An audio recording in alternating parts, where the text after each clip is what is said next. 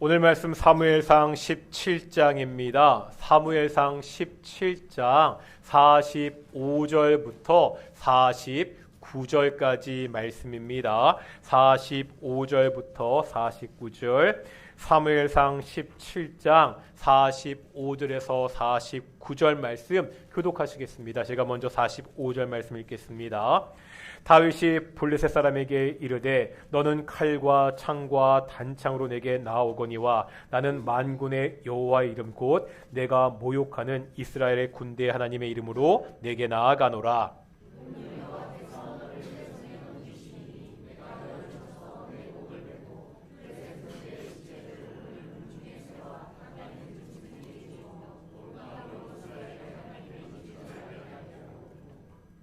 또 여호와의 구원하심이 칼과 창에 있지 아니함을 이 무리에게 알게 하리라. 전쟁은 여호와께 속한 것인즉 그가 너희를 우리 손에 넘기시리라.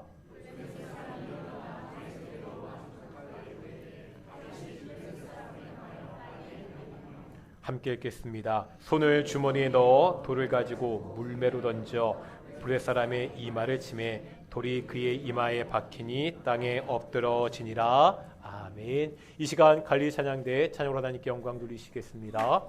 이제 3일만 있으면 이번 주 수요일이 예수님이 이 땅에 오신 성탄절입니다. 나름대로요, 제 성탄절이라고 성탄절 에디션으로 드레스 코드로 옷을 입은 거거든요. 오늘 청년들 그 크리스마스 파티 있다 그래가지고요, 거기 맞추려고 녹색 가디건에 나름 빨간색 넥타이면 해준 넥타이 잘 안 보여가지고요. 이번 주 수요일 날 25일 날 성탄절인데 성도님들도 가급적이면 꼭 사란 건 아니고요, 집에 있으시면 빨간색이나 초록색 머플러도 좋고요. 그다음에 옷도 좋고 그렇게 해서 조금 성탄절을 화사하게, 이게 겨울 되니까 다들 옷도 약간 칙칙하거든요. 그래도 조금 성탄절은 화사하게 옷을 입고 한번 예배했으면 좋겠습니다. 이 땅에 오신 예수님의 또 다른 이름이 임마누엘입니다. 무슨 뜻이죠? 하나님이 우리와 함께 하십니다. 우리 앞뒤 자분들과 인사하겠습니다. 하나님이 우리와 함께 하십니다. 오늘 예배도 임마누엘의 하나님이 함께 하시는 귀한 예배가 되기를 소망합니다. 역사를 보면 대왕이라는 타이틀이 뒤에 붙는 왕들이 있죠. 위대한 업적을 이룬 왕이라는 의미로 붙여준 타이틀입니다. 이런 사람들 알렉산더 대왕 이렇게 부릅니다. 우리나라의 경우 보면 고구려의 광개토 대왕, 조선의 세종대왕 이렇게 부르죠. 이스라엘 왕 중에는 대왕이라는 타이틀을 뒤에 붙이는 왕이 없습니다. 그래도 한번 우리가 이스라엘 왕 중에서 한 명에게 대왕이라는 타이틀을 붙인다면 누구를 뽑겠습니까? 대부분 주저하지 않고 다윗 왕을 뽑겠지요. 저도 마찬가지입니다. 다윗 대왕. 다윗은 이스라엘의 2대 왕입니다. 사울에게서 시작된 이스라엘의 왕정은 다윗 때 비로소 확립이 됩니다. 다윗은 전쟁을 승리로 이끌어 나라의 영토를 넓혔습니다. 다른 많은 나라들로부터 조공도 받았습니다. 또한 신앙적으로도 성공한 왕이었습니다. 하나님을 잘 따르는 왕의 모델입니다. 나중에 우리가 성경을 보면 다윗 뒤에 오는 왕들은 이 다윗을 기준으로 평가받는 것을 볼 수가 있습니다. 이 중에 가장 하이라이트는 뭐니 해도 신약성경 마태복음 1장 1절이죠. 아브라함과 다윗의 자손 예수 그리스도의 계보라. 다윗 왕은 신약성경의 가장 첫 장 첫 줄에, 그것도 예수님의 조상을 대표하는 사람으로 이름이 올라 있습니다. 이보다 더한 영광이 어디 있겠습니까? 이 세상에 어떠한 왕보다도 가장 성공한 왕입니다. 그러면 다윗은 어떻게 이처럼 성공한 왕이 될 수 있었죠?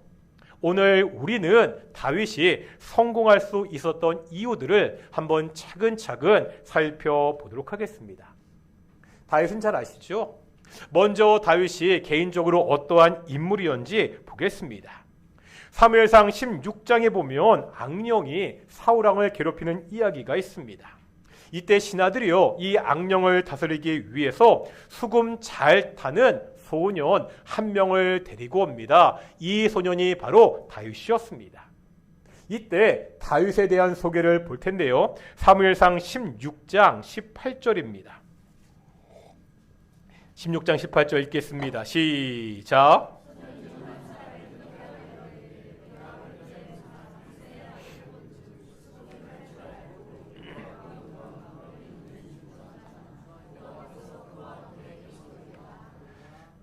다윗의 소개를 볼 텐데요. 일단 수금을 잘 연주했습니다. 악기 연주에 능했죠. 뿐만 아니라 용기가 있고 날쌘 용사였습니다. 동시에 말도 잘하고요. 잘생겼습니다. 이렇게 용감한 사람이 시도 잘 쓰잖아요. 이게 용사랑 시는 잘 어울리는 것 같지 않지만 다윗은 달랐습니다. 어디서 볼 수 있죠? 우리는 시편에서 다윗이 쓴 아름다운 시들을 많이 볼 수 있습니다. 또 다윗은 사람들에게 호감을 주었습니다. 사울의 아들 요나단과의 우정을 우리는 알고 있습니다. 사실 요나단에게 다윗은 왕권을 놓고 경쟁하는 경쟁자였습니다. 하지만 두 사람은 진한 우정을 나누었습니다. 뿐만 아닙니다. 다윗이 도망 다닐 때도 주변에 사람들이 많이 모였습니다. 그러니까 인품도 있었고요. 지도력도 있던 사람이 다윗이었습니다. 거기다 겸손하기도 했습니다. 사울은 골리앗을 물리치는 사람에게 자신의 딸을 주겠다고 약속합니다. 다윗이요, 골리앗을 물리쳤고 왕의 신하가 되어서 지혜롭게 일을 처리합니다. 이러자 사람들이 다윗에게 왕의 사위가 되라고 그렇게 부축합니다. 이때 다윗은 옳거니 하면서 왕의 사위가 되지 않습니다. 자신은 가난하고 부족하고 천한 사람이라고 그렇게 자신을 낮추는 것을 볼 수가 있습니다. 비록 다윗이 겸손하게 말했지만 다윗의 집안도 좋았습니다. 사무엘이 사울 대신에 다른 사람을 왕으로 기름 붓기 위해서 베들레헴으로 오잖아요. 이때 특별히 다윗의 아버지 이새의 집을 초청하는 것을 볼 수가 있습니다. 이걸 보면 다윗의 집안은 베들레헴에서 영향력이 있는 잘 나가는 집안이었다는 것을 알 수가 있습니다. 그러니까 다윗은 한마디로 말하면 요즘 말로 어떤 사람이죠? 엄친아입니다. 집안 좋고요, 잘생겼고요, 용감하고요, 음악이면 음악, 글이면 글, 못하는 것이 없습니다. 사실 보통 이런 사람은 성격이 좀 안 좋아야 됩니다. 그래서 인간관계가 나빠야 그래도 공평합니다. 하지만 다윗은요, 겸손했고요, 사람들도 잘 따랐습니다. 개인의 능력으로 보면 더 나무랄 것이 없는 최고의 스펙을 가지고 있던 사람이 다윗입니다. 그러면 다윗은 이렇게 뛰어난 능력을 가지고 있었기에 성공했습니까? 그렇지 않다는 거예요. 다윗이 헤쳐나가야 되는 상황은 결코 만만하지 않았습니다. 사무엘이 다윗에게 처음에 왕으로 기름 부은 것이 사무엘상 16장에 나옵니다. 그런데 이후에 왕이 되기까지 참으로 길고 힘든 시간을 견뎌야 됐습니다. 최종적으로 모든 이스라엘 지파의 왕이 되는 것은요, 사무엘하 5장에 가서야 나타나고 있습니다. 참으로 긴 시간입니다. 우리가 잘 아는 골리앗과 싸움 이후에 왕의 신뢰를 받지요. 사울의 신하로 잘 나갑니다. 백성들의 환호도 듣습니다. 하지만 이 성공이 문제가 되죠. 왜죠? 사울왕이 다윗을 견제합니다. 이 견제는 그냥 권력 주변에서 쫓겨나는 것이 아닙니다. 사울이 어떻게 하죠? 다윗을 죽이려고 합니다. 결국 다윗은 도망치는 신세가 됩니다. 지금요, 나라의 최고 권력을 가진 사람이 자기를 죽이려고 하고 있습니다. 이 도망자 생활 중에 별별 일을 다 겪죠. 한 번은 가드왕 아기스에게 갔습니다. 아기스의 신하들이 용사였던 다윗을 의심하는 거죠. 저 사람이 우리를 속이고 자기한테 찾아왔다. 다윗이 어떻게 하죠? 목숨을 구하고자 침을 질질 흘리면서 미친 사람 흉내를 내야 됐습니다.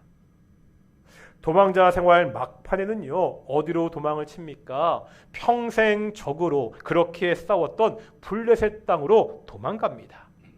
이스라엘 땅 어디에도 안전한 곳이 없었기 때문입니다. 이스라엘의 영웅이지만 적의 땅에 가서 목숨을 쿠걸해야 되는 그러한 신세가 되고 맙니다. 다윗의 어려운 상황은요, 사울 왕이 죽은 다음에도 계속되지요. 사울이 블레셋과의 전쟁에서 죽게 됩니다. 다윗은 이미요, 하나님께 이스라엘 왕으로 기름 부음을 받았잖아요. 그러면 사울이 죽었으니까 다윗이 왕이 돼서 다스리면 될 것 같습니다. 하지만 현실은 어땠죠? 유다 지파 사람들은요, 같은 지파였던 다윗을 따랐습니다. 하지만 다른 지파들이 다윗을 따르지 않습니다. 사울의 아들 이스보셋을 왕으로 추대하지요. 우리가 생각할 때 종교적으로야 하나님께 기름 부은 그 다윗에게 정통성이 있습니다. 하지만 사람들이 볼 때는 정치적으로 이미 왕이었던 사울의 아들에게 정통성이 있어 보인다는 거예요. 이때부터 이스라엘의 다른 지파들과 유다 지파가 이 왕의 자리를 놓고 지루하게 전쟁을 치르게 됩니다. 이 싸움은요, 성경에 보니까 7년 6개월이나 계속되었습니다. 이스보셋이 신하의 배신으로 죽은 다음에야 이제 다윗이 이스라엘 전체의 왕으로 세워지게 됩니다.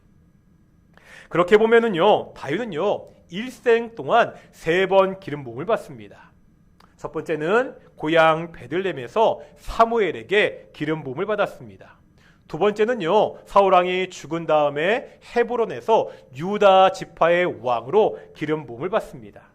마지막 3번째가 사울의 아들 이스보셋이 죽은 다음에 이제 이스라엘 전체의 왕으로 기름 부음을 받게 됩니다. 사울은 한 번이 끝이었잖아요. 이게 3번 기름 부음을 받았다는 것이 좋은 것이 아니죠. 다윗이 왕이 될 때까지 참으로 길고 힘든 시간을 견뎌야 했다는 것을 상징적으로 보여주고 있습니다. 말씀드렸듯이 다윗의 개인의 능력은 뛰어났습니다. 하지만 다윗을 둘러싸고 있는 상황들은 다윗이 헤쳐나가기가 결코 쉽지 않은, 아주 어려운 상황이었습니다. 이런 상황에서 다윗이 어떻게 성공할 수 있었습니까? 어떻게 위대한 왕이 될 수 있었죠? 개인의 역량이 뛰어나니까 그 역량으로 모든 어려움을 극복하고 위대한 왕이 되었습니까? 성경은 그렇지 않다고 우리에게 가르치고 있습니다. 다윗이 어떻게 성공했는지 보기 위해서 우리가 좀 더 자세하게 봐야 되는 이야기가 있습니다. 우리가 참으로 잘 아는 이야기. 오늘 본문에 나와 있는 다윗과 골리앗의 싸움입니다. 무대를 보면 엘라 골짜기입니다. 지금요, 엘라 골짜기를 사이에 두고 이스라엘의 군대와 블레셋의 군대가 대치하고 있습니다. 이때 블레셋의 대표는 누구죠? 골리앗입니다. 이 골리앗과 맞서 싸우는 이스라엘의 대표가 다윗이었습니다. 먼저 이스라엘의 대표인 다윗을 보겠습니다. 사무엘상 17장 42절에 보면은요, 다윗의 모습을 묘사하고 있거든요. 한번 17장 42절 읽겠습니다. 시작.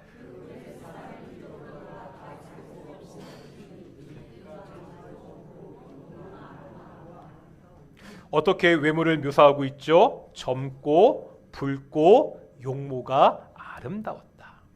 다른 번역 성경에 보면 볼이 불그스레한 잘생긴 소년이었다, 이렇게 묘사하고 있습니다. 이런 거예요. 요즘 말로 하면 잘생긴 꽃미남 스타일이 다윗이었습니다.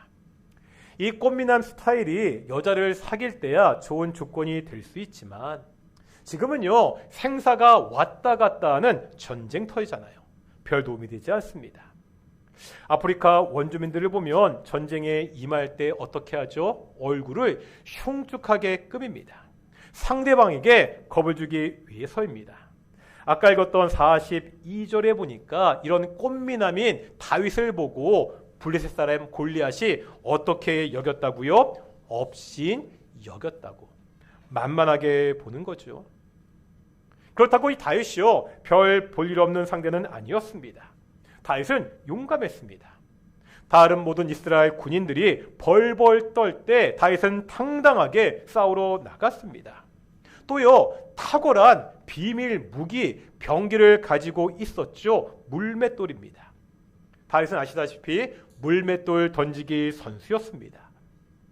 이 물맷돌을 시시하게 봐서 안 됩니다. 다윗의 물맷돌은 사자와 곰을 죽일 수 있는 위력을 가지고 있었습니다. 다윗은요, 싸움터에 나가서 상대방을 이길 만한 충분한 실력을 가지고 있었습니다. 문제는요, 이것도 상대방이 어느 정도에 됩니다. 지금 다윗의 상대방이 누구라고요? 골리앗입니다. 이 골리앗은 어떠한 장수입니까? 사무엘상 17장 4절에서 7절에 보면 자세하게 이 골리앗을 묘사하고 있습니다. 일단 키가요 2m가 넘습니다. 그 머리에는 노트구를 쓰고요, 온 몸은 갑옷으로 감쌌습니다. 가지고 있는 무기도 화려했습니다. 던지는 창과 찌르는 창, 칼도 차고 있었습니다. 게다가요, 방패를 든 사람이 그 골리앗을 앞에서 보호하고 있었습니다. 지금 이것이요, 다윗이 맞닥뜨린 상황이라는 거예요. 다윗은 훌륭했다니까요. 용기도 있었고요, 실력도 있었습니다. 하지만 지금 다윗이 만난 상대는 단순히 개인의 뛰어난 실력으로 넘을 수 있는, 이길 수 있는 그러한 상대가 아닙니다. 이 장면은 다윗의 인생을 그대로 반영합니다. 다윗 개인의 능력은 탁월했습니다. 하지만 아까 봤잖아요. 다윗이 만난 상황들은 개인의 능력이 탁월하다고 해서 넘을 수 있는, 이길 수 있는 그러한 상황이 아니었습니다. 그래도 우리는 결과를 알고 있죠. 다윗은 결국 골리앗을 이겼습니다. 모든 어려움을 이기고 위대한 왕, 성공한 왕이 되었습니다. 다윗이 어떻게 이겼죠? 다윗은 어떻게 성공했습니까?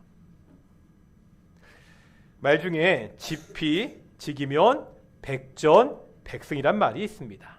어떤 뜻이죠? 적을 알고 나를 알면 반드시 승리할 수 있다는 말입니다. 전쟁을 하려면 적을 알고 나를 아는 것이 당연한 것 같지만 현실을 보면 그렇지 않습니다. 전쟁이라는 것은요, 서로가 속고 속이는 치밀한 전략적이기 때문입니다. 먼저 필요한 것이 있습니다. 자기네 전력을 정확하게 파악하는 것이 매우 중요합니다. 자신의 군사력을 과소평가해도 과대평가해도 안 됩니다. 잘못 과대평가하면요, 어떤 일이 벌어지죠? 승산이 없는 전쟁에 무모하게 뛰어들어 패배하게 됩니다. 자신을 과소평가해도 그것도 문제입니다. 쉽게 적을 이길 수 있는데 우물쭈물하다가 승기를 놓치게 됩니다. 전쟁에서 지피지기는 쉬운 것 같지만 결코 쉽지 않은 중요한 승패의 요인입니다. 그러면 이제요, 우리가 보고 있는 이스라엘과 블레셋의 전쟁을 보겠습니다. 일단 이스라엘은 적을 잘 알고 있습니다. 적은 누구죠? 철기를 가진, 무서운 무기를 가진 막강한 블레셋 군대입니다. 거기다가 블레셋에는 골리앗이라는 엄청나게 강한 장수도 있습니다. 이스라엘 군대는요, 눈앞에 있는 이 블레셋 군대와 장수 골리앗의 힘을 누구보다 잘 알고 있었습니다. 적을 알았잖아요. 이제는 누구를 알아야 되죠? 자신을 알아야 됩니다. 이스라엘 백성들이 강력한 적 앞에서 자신을 어떻게 평가하고 있죠? 이제 사무엘상 17장 11절 보겠습니다. 사무엘상 17장 11절입니다. 시작.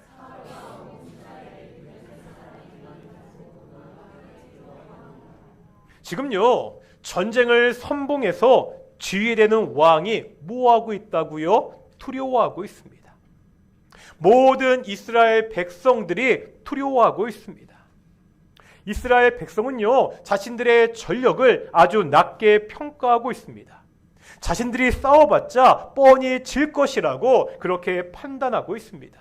그래서 어쩔 줄 몰라 하며 두려워만 하고 있습니다. 상황이 이러면 어떻게 되죠? 전쟁을 해야 됩니까? 하지 말아야 됩니까? 하지 말아야 되죠. 이런 상황이라면 전쟁을 피하는 것이 정상입니다. 그런데 오늘 본문에 나오는 다윗은 전혀 다르게 반응하고 있습니다. 다윗은 원래 전쟁에 참여하지 않았습니다. 너무 어려서요, 다윗의 세 형만 전쟁에 참가했습니다. 다윗은 아버지의 심부름으로 형들에게 먹을 것을 갖다 주려고 전쟁터에 가게 됩니다.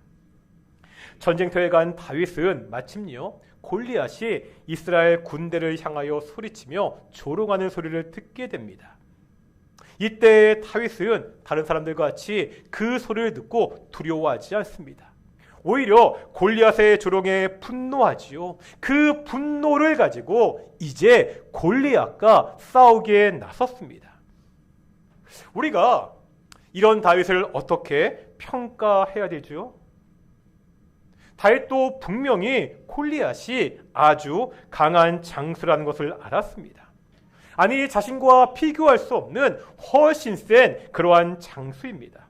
그런데도 그 분노를 이기지 못하고 골리앗과 그것도 1대1로 싸우기에 나섰습니다. 이런 다윗의 모습을 어떻게 평가해야 됩니까? 정말 무모하지 않습니까? 자신의 능력을 제대로 알지 못하고 형들의 말처럼 어린 치기에 정말 그냥 덤비는 그러한 어리석은 사람처럼 보이지 않습니까? 하지만요, 실제로는요, 다윗이 정확하게 자신을 잘 알고 있었습니다. 이스라엘의 모든 군대가 사울왕이 자신들의 전력을 알지 못했다는 거예요. 당장 눈에 보이는 그 표면적인 전력은 분명 이스라엘이 딸립니다. 하지만 이스라엘 백성에게는요, 히든 카드가 있었다는 거예요. 그것도 막강한 숨은 전력이 있었습니다. 사울왕과 이스라엘 군대는 자신들에게 있는 이 히든 카드, 숨어있는 전력을 파악하지 못했다는 거예요. 사무엘상 17장 26절입니다. 사무엘상 17장 26절 읽겠습니다. 시작.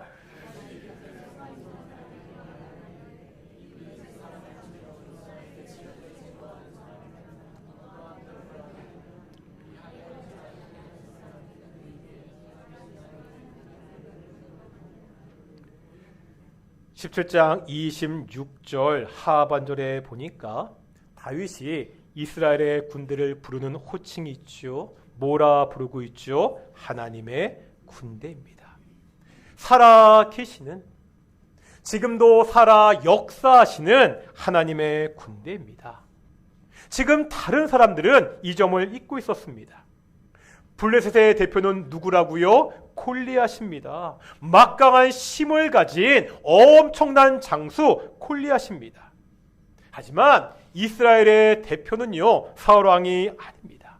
지금 골리앗과 싸우러 나간 다윗도 아니라는 거예요. 지금 이스라엘의 대표는 누구라는 거예요? 하나님이십니다. 지금도 살아 역사하시는 그 하나님이 이스라엘 백성들과 함께 하십니다. 사울과 다른 사람들은 이 사실을 알지 못했습니다. 반면에 다윗은 하나님이 내 편이라는 그 사실을 알고 있었습니다. 하나님이 자신들의 대표라는 것을 알고 있었습니다.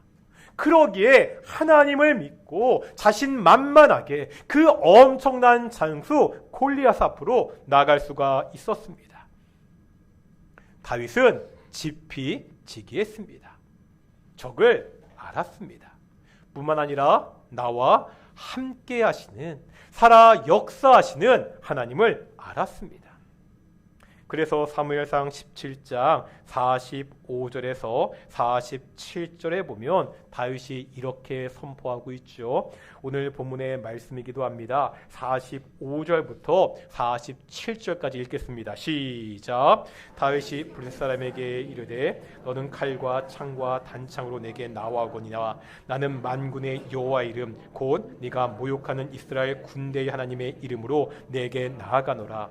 오늘 여호와께서 너를 내 손에 넘기시리니 내가 너를 쳐서 내 목을 베고 블레셋 군대의 시체를 오늘 공중에 세워 땅에 들짐승에게 주어 온 땅으로 이스라엘 하나님이 계신 줄 알게 하겠고 또 여호와의 구원하심이 칼과 창에 있지 아니함을 이 무리에게 알게 하리라. 전쟁은 여호와께 속한 것인지요 그가 너희를 우리 손에 넘기시리라. 아멘. 지금 골리앗은 칼과 창과 단창으로 무장하고 나왔습니다.